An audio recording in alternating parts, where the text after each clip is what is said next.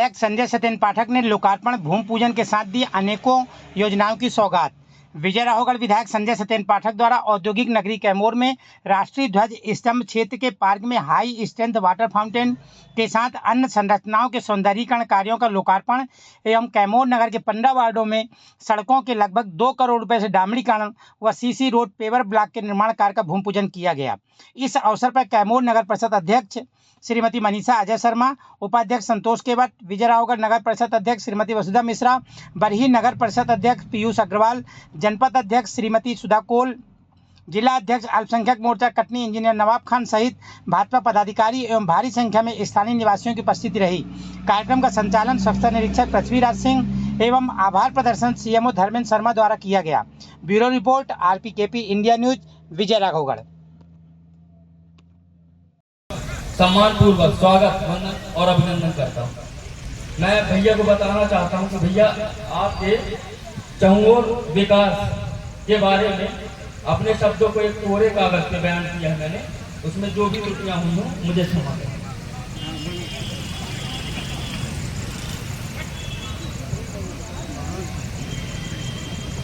मैं दद्दा जी के परम भक्त शिष्यों की गाथा गाता हूँ और स्वर्ग सिधारे बाबूजी को पुनः धरा पे लाता हूँ। जब बाबूजी का धर्मयुक्त भैया को कुछ आदेश हुआ तब बिगुल बजा विजय राघवगढ़ में हरिहर का संदेश हुआ।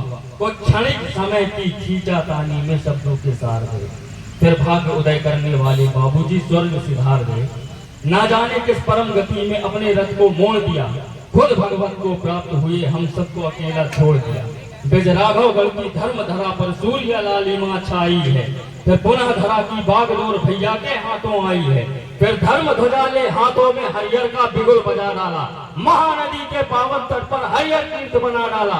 विजय राघवगढ़ की जनता का भैया को खूब आभार हुआ, स्वर्ग सिधारे बाबूजी का सपना सब साकार हुआ।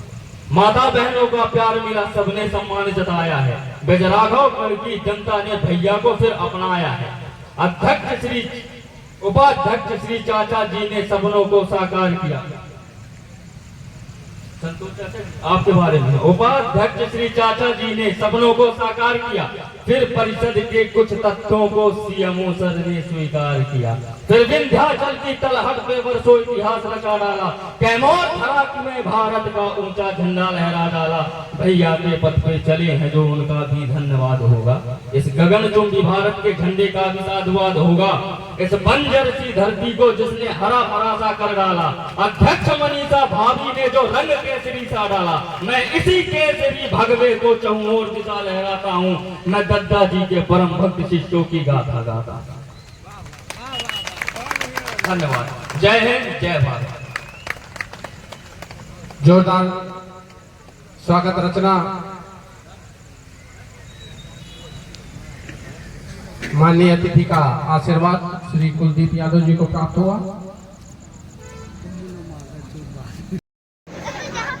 अब बदलता दिख रहा है कि हम नहीं बोलते कि कैमूर आने जाने वाले लोग बोलते हैं आजकल कि भैया कैमूर बदलने लगा है।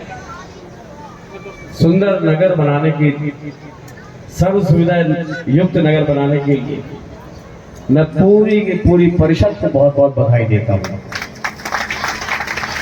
अध्यक्ष उपाध्यक्ष पूरी तत्परता तन्मयता के साथ लगे।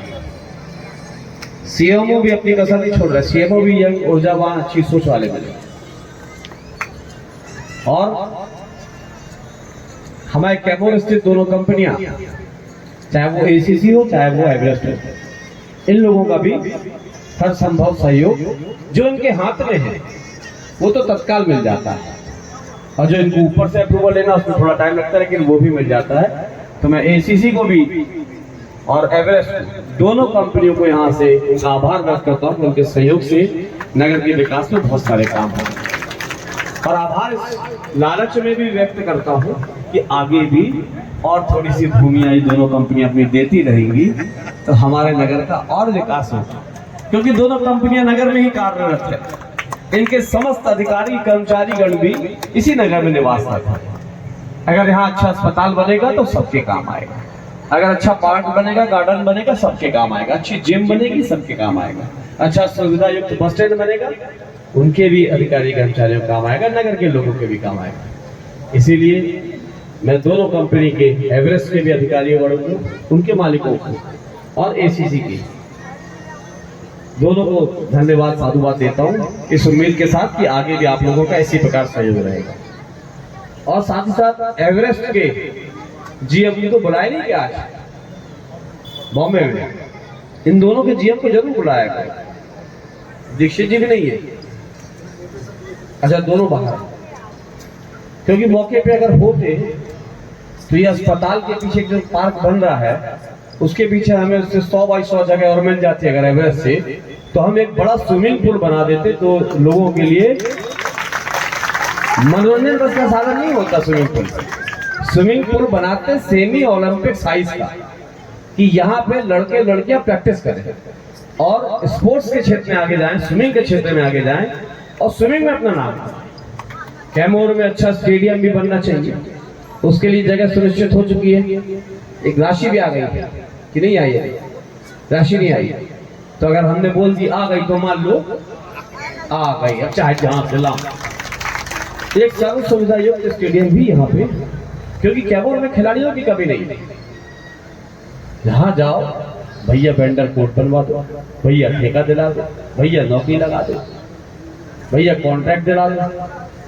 अरे लड़के अगर नौजवान अगर बेरोजगार अगर खुद के पैर पे खड़े हो जाएं, किसी योग्य बन जाएं, तो उनको किसी के आगे हाथ नहीं फैलाना पड़ेगा, वो बनाने का भी काम करना। जहाँ एक तरफ हमारे श्रमदान कॉलेज में बीएड चालू हो गया, उससे लड़के लड़कियां क्षेत्र के छात्र छात्राएं बीएड करके वो शिक्षा के क्षेत्र में, शिक्षा में नौकरी के क्षेत्र में आगे जा रहे हैं। अगर स्पोर्ट्स की फैसिलिटी और हो जाए, अब आज क्या विराट कोहली को किसी से नौकरी मांगने की जरूरत है क्या?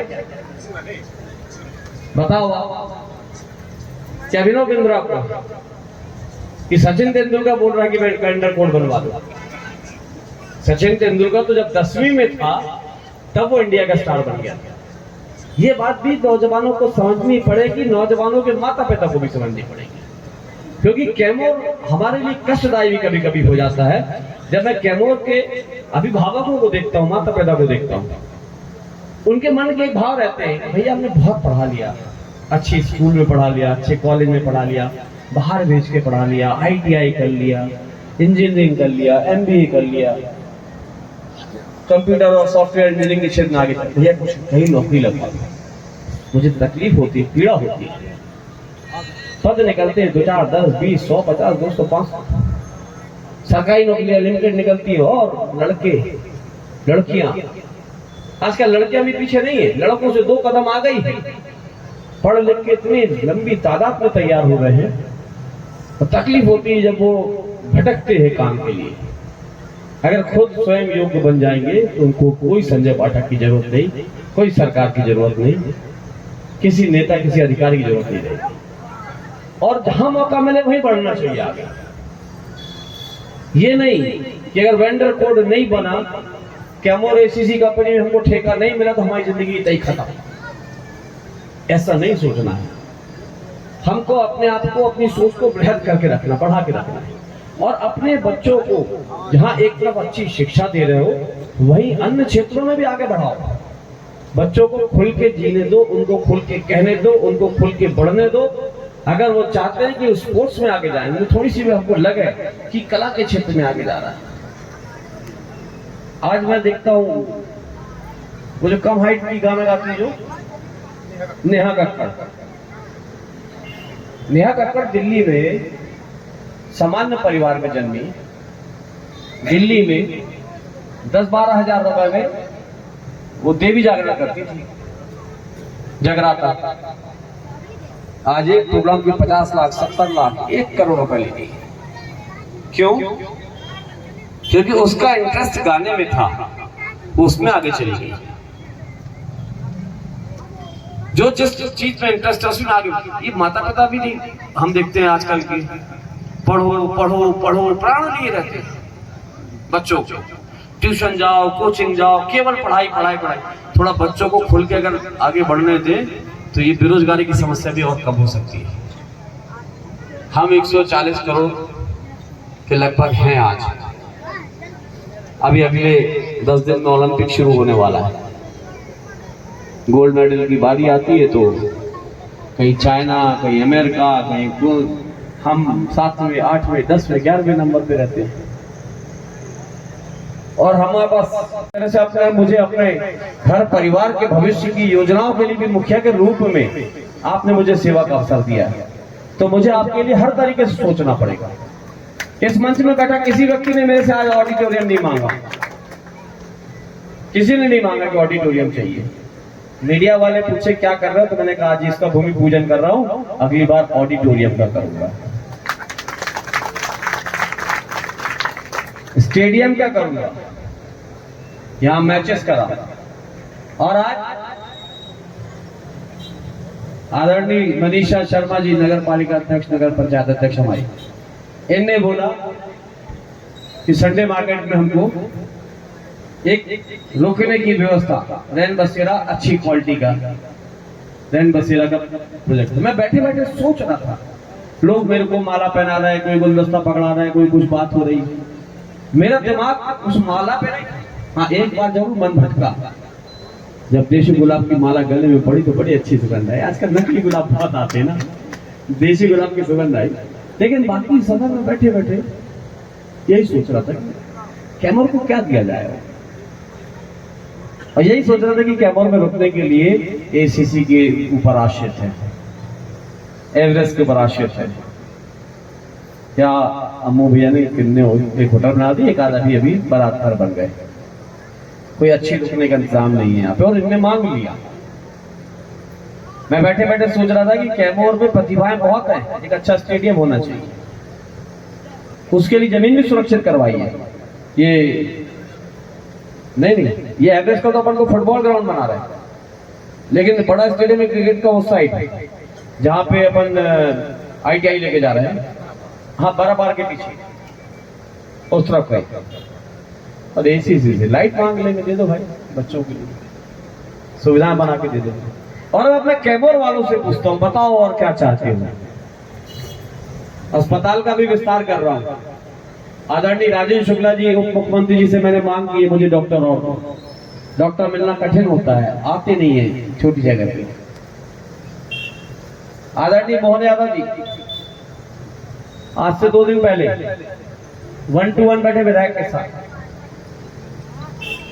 क्या चाहते हो। मैंने कहा भैया ये, अरे बोले तुम तो पूरा बजट अकेले चाहते हो क्या, इतनी सारी चीज निकला है। मैंने भैया जब जब पैसा आता जाए आपके पास थोड़ा थोड़ा देते जाओ, हम उसमें संतुष्ट रहेंगे। कैमूर का बाईपास का पैसा सैंक्शन है, आप लोग को मालूम होगा। कैमूर बाईपास का टेंडर लग गया, ये भी मालूम है कि नहीं। तो कैमूर बाईपास तो हमारा उस तरफ से ऐसा स्वीकृत है, लेकिन हमारे मन का अभी कम है। अभी हमारे मन का ये है कि सुभाष राज जी के पेट्रोल पंप के आगे से सीधे निकल जाए, वो बराबर के पीछे से होते हुए, कौन सा गांव है वो, सलैया कोहारी से निकल जाए बंजारी, और बंजारी से एक तरफ चला जाए बरी, और एक तरफ चला जाए गौरा होते हुए कटनी। बिजरावड़ पड़ना ही नहीं चाहिए, लबहरा पड़ना ही नहीं चाहिए, तिलक चौक पड़ना ही नहीं चाहिए। इस रोड पे एक भी ट्रक बड़े चलने नहीं चाहिए, सब बाहर निकलो। ये बनाऊंगा, अभी आधा हो गया स्वीकृत, उस साइड वाला भी स्वीकृत हो गया है बंजारी तक, जो गौरा से ऐसे घूम के आ रहा है। और क्या बना दूं बताओ।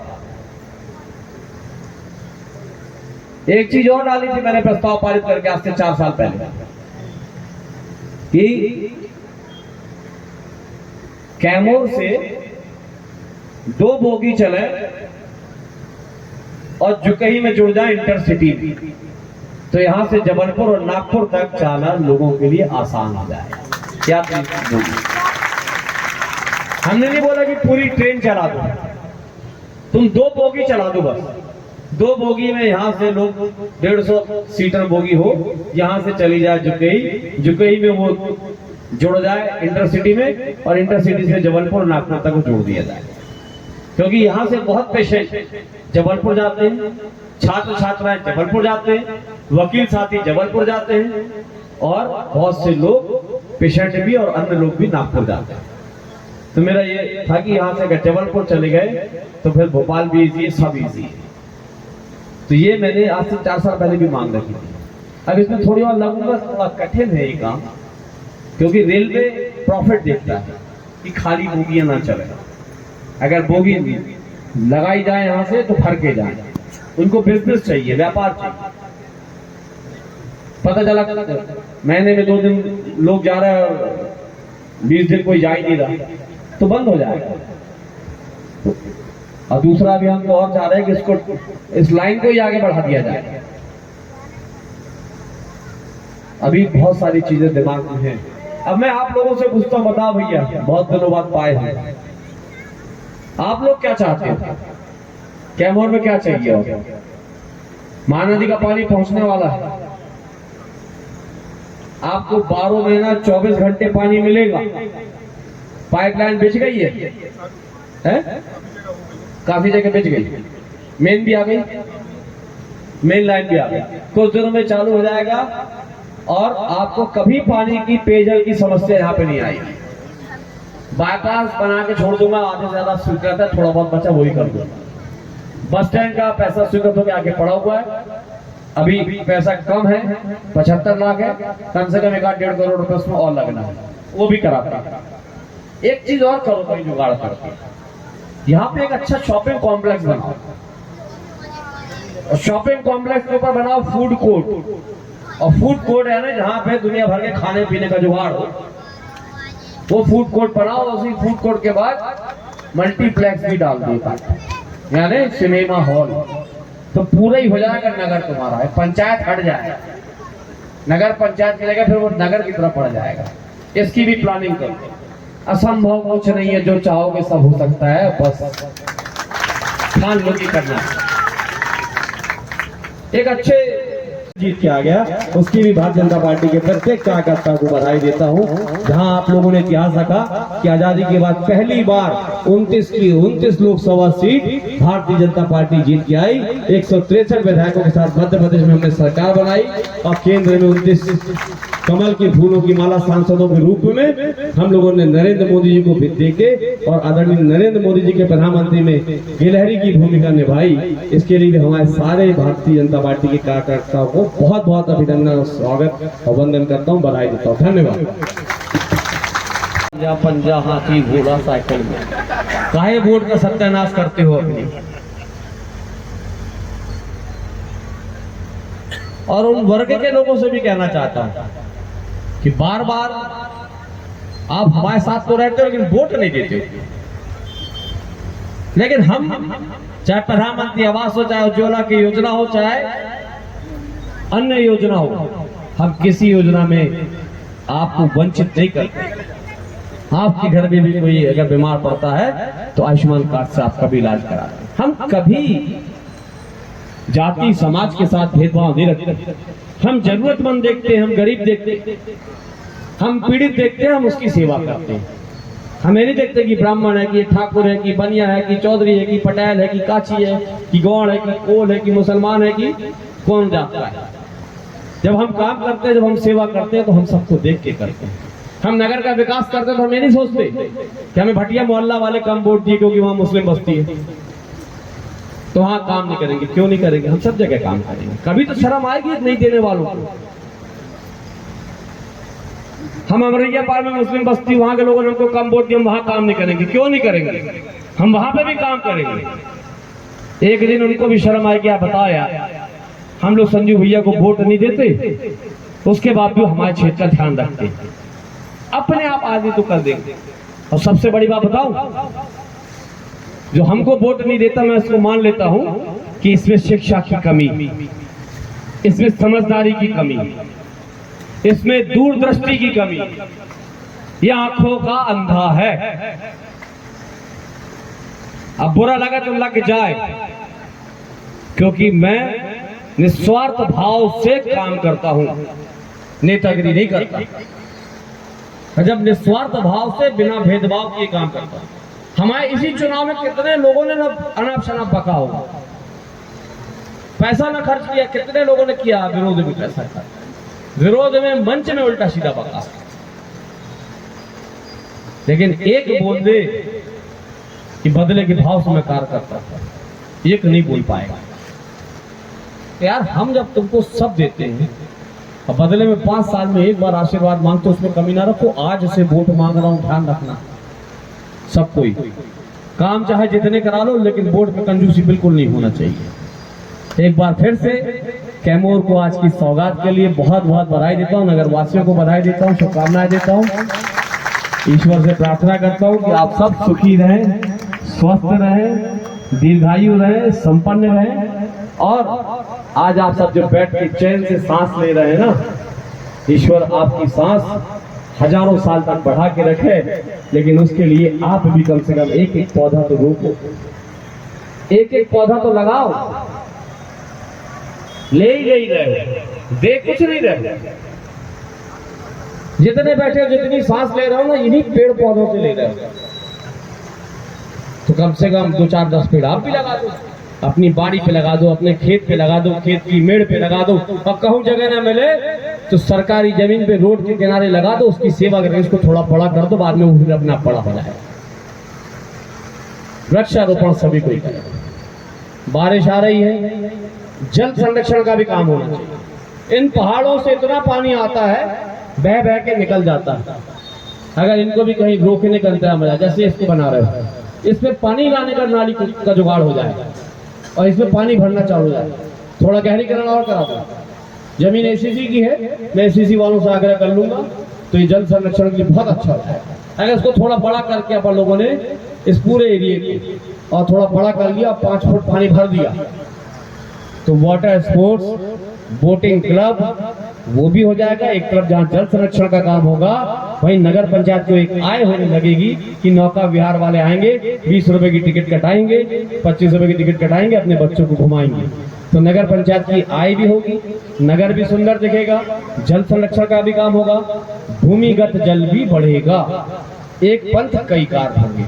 आज आपने मेरे से जिसके पत्ते पत्ते में ईश्वर विराजमान होता है, पीपल का वृक्ष लगवाया, इसके लिए मैं नगर पंचायत के सभी साथियों का अभिनंदन करता हूं कि मुझे ईश्वर के इस वृक्ष, ईश्वर रूपी वृक्ष पीपल को लगाने का मौका मिला।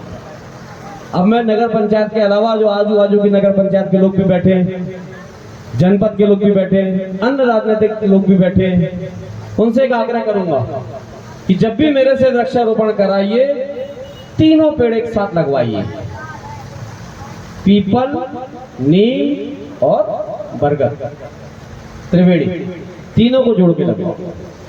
अगली बार जहां पे भी वृक्षारोपण हो, पीपल, नीम और बरगद तीनों को एक साथ लगाना है। और आप सबसे भी कहना चाहता हूं कि आप लोग को अगर सामान्य पेड़ नहीं लगाना है, आप लोग के मन में कि हमारे यहाँ आंवला लग जाए, अच्छी वैरायटी का आम लग जाए, या कोई अन्य फलदार वृक्ष लग जाए, कटहल लग जाए, मुनगा लग जाए, जो घर के लोगों के भी काम आएगा, आप लोग अपनी लिस्ट बनाओ। पेड़ पहुंचाने का काम मैं कर दूंगा, पेड़ मैं दे दूंगा आप लोगों को। माननीय मुख्यमंत्री जी पूछे परसों, संजय अपनी विधानसभा में इस वर्ष कितने वृक्ष लगाओगे? एक पेड़ माँ के नाम। किसके नाम पे पेड़ लगाना है? किसकी माँ? अपनी अपनी माँ। एक माँ ने हमको जन्म दिया, उस माँ के नाम पे एक पेड़ लगा दो, और हमको जीवन दे रहा है वो वृक्ष जिसके ऑक्सीजन बन जाता है। तो एक पेड़ माँ के नाम पे, आप जो पेड़ मांगोगे मैं दूंगा। आप लोग लिस्ट बना लो, हम यहाँ पे पेड़ भेज देते हैं हजार की संख्या में, 2000, 1500, 2500, जितने लगा सके उतने वृक्ष हम फलदार वृक्ष भेज देते, अच्छे वृक्ष भेज देते। और नगर पंचायत से भी चाहेंगे कि रोड को भविष्य को ध्यान रखते हुए वाइडनिंग के हिसाब से कितनी और चौड़ी होगी, उसके अलावा दोनों साइड आप वृक्षारोपण ऐसे पेड़ों का करें जो अच्छी हाइट पे जाएं, फलदार भी हो और फूलों वाले भी हो, दोनों प्रकार के। अगर एक तरफ तुम अच्छा हाइब्रिड आम का पेड़ लगा रहे हो